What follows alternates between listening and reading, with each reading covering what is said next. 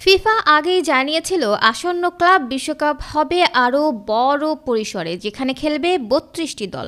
এবার এই আসর সম্পর্কে বিস্তারিত জানিয়েছে ফুটবলের সর্বোচ্চ নিয়ন্ত্রক সংস্থা। আগামী বছরের ক্লাব বিশ্বকাপ ১৫ জুন শুরু হয়ে শেষ হবে ১৩ জুলাই। মোট ৩২টি দল ৮টি গ্রুপে ভাগ হয়ে খেলবে। প্রতি গ্রুপ থেকে শীর্ষ ২ দল যাবে নকআউট রাউন্ডে। তবে উয়েফা চ্যাম্পিয়ন্স লিগ জয়ী দল সরাসরি ফাইনালে খেলবে। এছাড়া অন্য মহাদেশের চ্যাম্পিয়ন্স দলগুলো নিজেদের মধ্যে খেলে একটা দল যাবে ফাইনালে।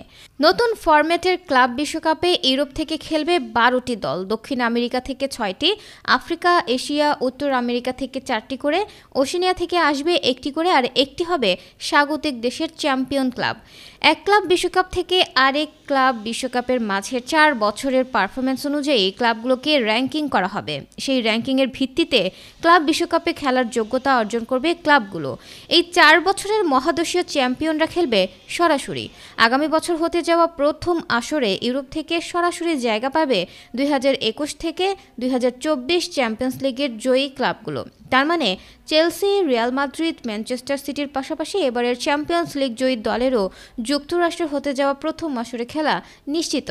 এছাড়া র্যাঙ্কিংয়ের ভিত্তিতে আগামী ক্লাব বিশ্বকাপে এরই মধ্যে জায়গা করে নিয়েছে Bayern Munich, PSG, Inter Milan, Porto ও বেনফিকা। এখন প্রতি বছর ফিফা ক্লাব বিশ্বকাপ নামে যে টুর্নামেন্ট হয় সেটি অবশ্য বিলুপ্ত হয়ে যাচ্ছে না, এটি চালু থাকবে ইন্টারকন্টিনেন্টাল কাপ নামে।